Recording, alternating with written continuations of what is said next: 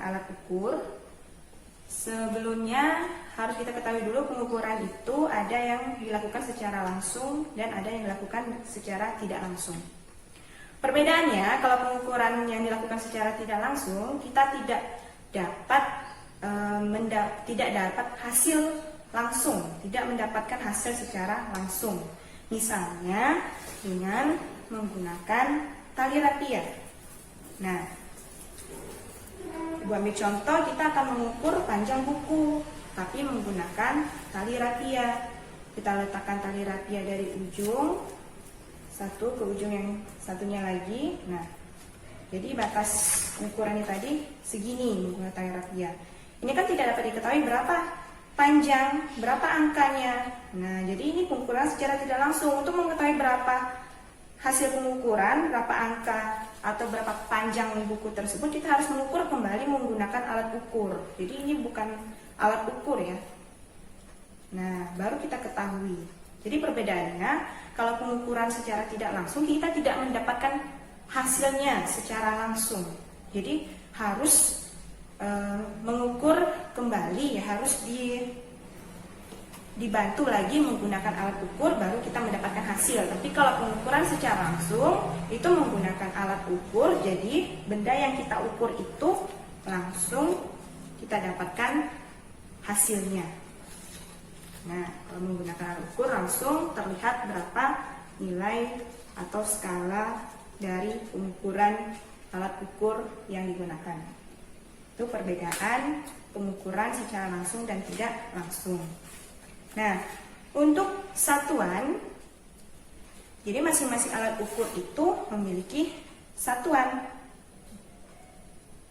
Misalnya seperti penggaris yang biasa kita sering gunakan sehari-hari. Di penggaris itu terdapat satuan sentimeter. Nah, satuan berarti satuan dari hasil pengukuran atau satuan dari alat ukur yang kita gunakan. Satuan itu terdiri dari satuan baku dan satuan tidak baku. Satuan baku, satuan yang sudah ditetapkan secara sistem internasional, seperti sentimeter tadi yang ada di penggaris, meter pada roll meter, kemudian pada timbangan gram, kilogram untuk mengukur massa tadi. Kemudian misalnya pada waktu itu satuannya sekon atau detik, jam, dan lain sebagainya. Itu satuan yang baku. Dan kalau kita gunakan hasilnya itu sama. Kalau satuan tidak baku, satuan yang jika kita gunakan mendapatkan hasil yang berbeda-beda. Contohnya satuan tidak baku, misalnya kita mengukur lebar dari papan tulis menggunakan jengkal. Nah, ini jengkal salah satu contoh satuan tidak baku. Jadi jengkal orang dewasa itu tidak sama dengan jengkal besar jengkal anak-anak atau remaja. Nah, jadi kalau kita mengukur pakai jengkal orang dewasa, misalnya lebar papan tulis ini 20 jengkal dewasa, ternyata untuk kalian yang remaja mengukur papan tulis menggunakan jengkal hanya misalnya lebih dari 20, misalnya 26 jengkal. Nah, itu tadi hasilnya berbeda-beda. Selain jengkal, satuan tidak baku ada yang namanya depa. Nah, ini depa. Kemudian hasta. Hasta dari ujung telunjuk sampai ke siku. Ada langkah kaki dan lain sebagainya. Nah, itu satuan tidak baku. Jadi, satuan yang jika digunakan itu mendapatkan hasil pengukuran yang berbeda-beda. Beda halnya dengan satuan baku yang jika digunakan mendapatkan hasil yang sama karena sudah ditentukan berdasarkan sistem internasional. Nah, besaran pokok itu ada 7. Supaya kalian mudah untuk mengingatnya, maka ingatlah dengan kata jiwa SMP. Jiwa SMP. Kenapa jiwa SMP? Karena J-nya itu adalah jumlah zat. Satuannya mol. Sedangkan I itu adalah intensitas cahaya. Satuannya kandela atau singkat dengan CD. Dan W itu adalah waktu.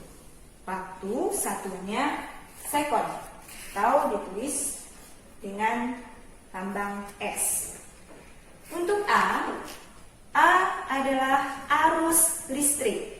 Arus listrik satuannya ampere. Ditulis dengan lambang A.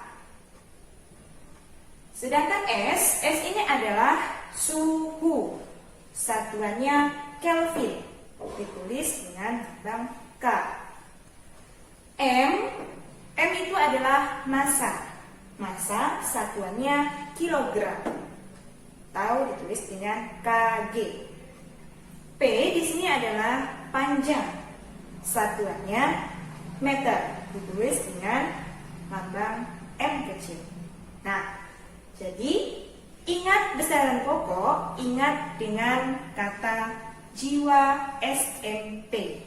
Jumlah zat, intensitas cahaya, waktu, arus listrik, suhu, massa, dan panjang. Jangan lupa dengan satuannya. Nah, selain besaran yang terdapat di besaran pokok jiwa SMP, yang lainnya merupakan besaran turunan, yaitu yang besaran yang diturunkan dari besaran pokok. Misalnya, ada kecepatan. Satuannya meter per sekon. Kemudian volume. Satuannya liter. Nah, masih banyak lainnya yang merupakan besaran turunan. Berikutnya, Ibu akan menjelaskan tentang kegunaan dan penggunaan alat ukur yang ada di depan. Nah, seperti ini. Yang pertama, gelas ukur. Ini merupakan gelas ukur. Biasa digunakan untuk mengukur volume benda yang tidak beraturan.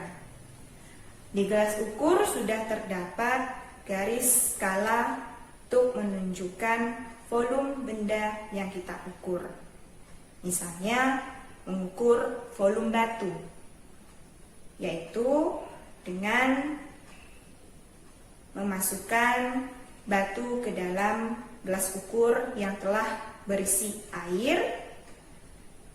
Nanti untuk mengetahui hasilnya, volume batu dengan mengurangi volume batu, volume air yang telah dimasuki batu dikurangi dengan volume air yang belum dimasuki batu, atau V2 dikurang V1, volume akhir dikurang volume awal.